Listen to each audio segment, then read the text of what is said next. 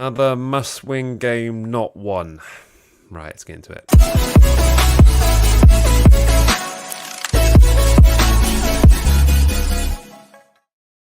Hello and welcome to the Matchday Vlogs YouTube channel. As always, please remember to like and subscribe. As always, it really does make a difference to the channel. We're here to react to the sad defeat at the hands of West Ham United at the London Olympic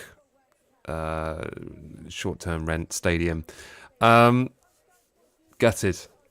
absolutely gutted. I think the first half, the first 25 minutes, it kind of felt like there was something there to be had. It kind of felt like if we'd really sort of capitalised on what was available to us, you know, something could have been had. But a defensive error, effectively we conceded from a set piece, a free kick, kind of one of those nothing free kicks that you really should be controlling your lines and playing them offside. Originally it was ruled offside, but given after it went to VAR, it was onside with one of their players pushing on Sekumara, playing Aguert onside. Let us know in the chat section what you thought of the game, whether there's any positive points from it. Jack, how are we feeling? Does this the end? I mean, we're still not mathematically done. I mean, but that's the thing. You look at the table at the end of the game, and there's still a chance. But now, we're a game ahead of everybody around us, and we're 3 points behind. Yeah. So very quickly, you know, it's gonna turn even more sour if the games that go our way, and the games haven't been going our way. Yeah. But it was, you know, you can blame Sellers for the starting lineup. It's another game where we've gone conservative, and gone into for a draw or not to concede against a team that, you know, you can't break that defense down, and we can't break a defense down anyway. You watch it, both halves were identical where they were. 35 minutes of us having all the possession, plenty of room, but no target, no flourish in the final third, and no forward playing anything. Same again second half. I mean, when Paul came on, he doesn't do, his movement isn't great. He's just a target man. I mean, you get one decent cross into him the entire go, and he hits the crossbar. It's like, it's just not there. It's hard, mate. It's hard to take. You know, this season has been awful, and every turn, and every time we've had a game where it's like we need to win this. This is the moment to step up. They haven't. Yeah.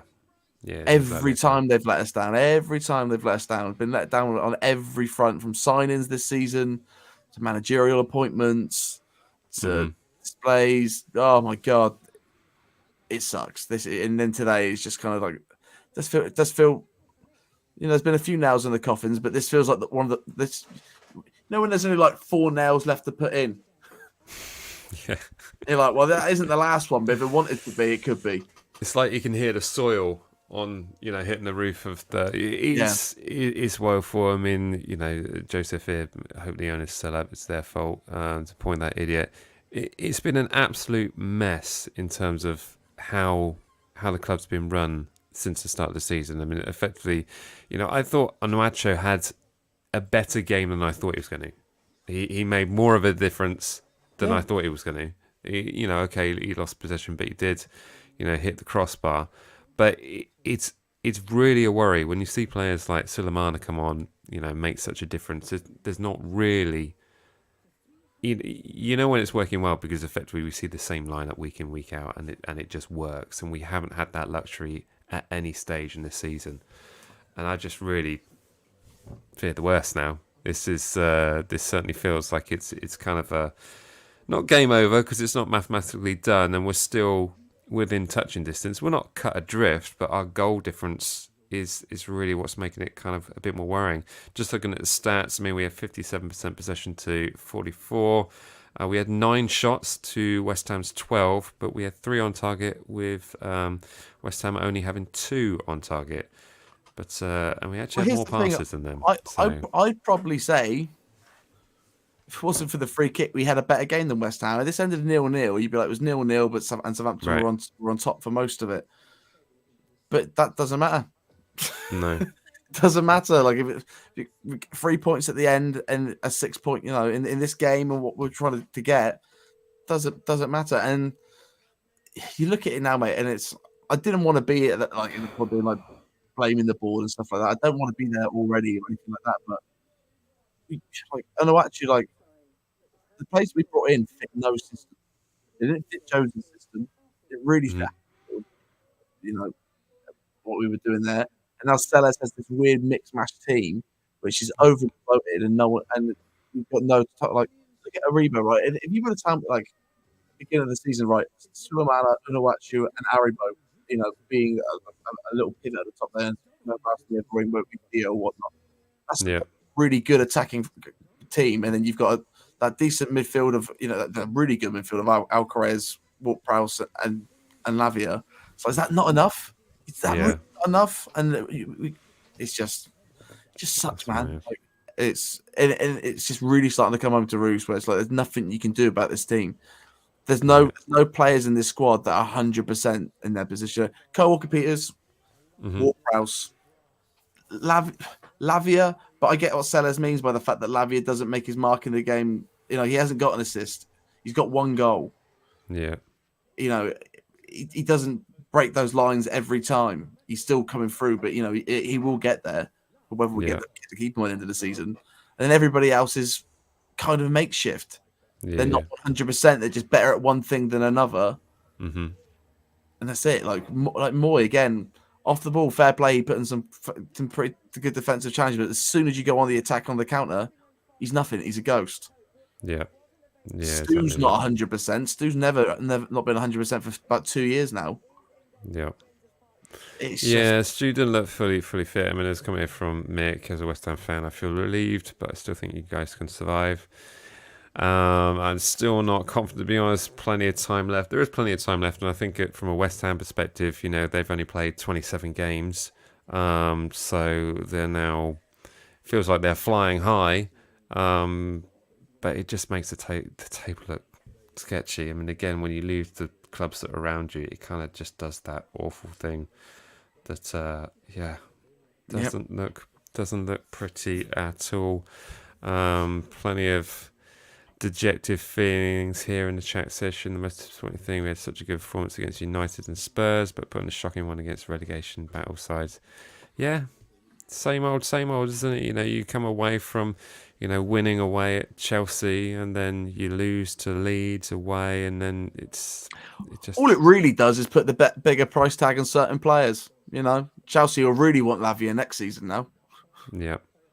So that's a bit of extra on there. Spurs will probably want Kyle Walker-Peters back. Yeah. Who knows? But it is a worry. It is a worry. I mean, effectively, our next game is up against Manchester City at home next Saturday at 5:30 kickoff, and then following that, we've got Crystal Palace at home, which you should be looking at that. I think that could possibly be our next 3 points. But this is Premier League. Mad things have happened, and we have beaten City before at St Mary's this season. So 6 points in the next 2 games, mate. Whoop whoop. We're gonna get it. Fantastic. Well, we've kept it short and sweet. Is there anything else we should mention from today's game? Is there any? Right now, I'm too livid to think about it. Talk to me again Wednesday. Are you just one final thing? Are you worried about the centre back pairings? I mean, I thought maybe Koleska didn't have a great game today. Mike, I've been worried about them ever since they brought Bednarek back. Yeah, it's true. It's true. The fact that Bednarek's the first choice kind of has had a worry, but he's done okay. He's done okay. But just the fact that we've got so many injuries in that position, is that really going to hurt us in the run-in in terms of what we got coming up? As long as we can stay injury-free in a few other places, because here's the thing, like, after today, I'd rather Lianco start next week. After today, I'd rather make Lenial start in that position. Mm-hmm. But, yeah, it's suddenly gone from being, I can probably name 4, 5, 6 players that need to start to back again where I was like, I don't know anymore. Yeah. I don't know. So this is just sad, really. Sad faces. Sad faces. This is coming here from Alex on TikTok. That was absolutely terrible. Sack the board, sack the players. They don't deserve us. I'm going to give a shout out to the Southampton travelling support today, because even when we're 1-0 down, we could still hear you on the TV singing loud and proud. So I don't know. I haven't checked play. Twitter. Apparently, it felt like the chapel stand was in today. Oh, really? That's not I me. heard them. Yeah, but it's easy to hear him when there's no one else singing. Well, it's true. It's a big old stadium. Big old stadium. It's easier to hear a fart in the library. You know what I mean? Indeed. What's this? We need to do a Crystal Palace and bring back the lorry. Wow. Let's see about that. That'd be quite something. If someone said to you right now, you can bring back a Southampton manager, who would you bring back right now to get us back Poch. to survive relegation? Yeah. You're mad. Yeah, Poch. Gordon Strachan. Bring the fear. Yeah. Of course, come on, man. Looking at this Newcastle up against Manchester United, of course, the tournament comes where we've got to go to.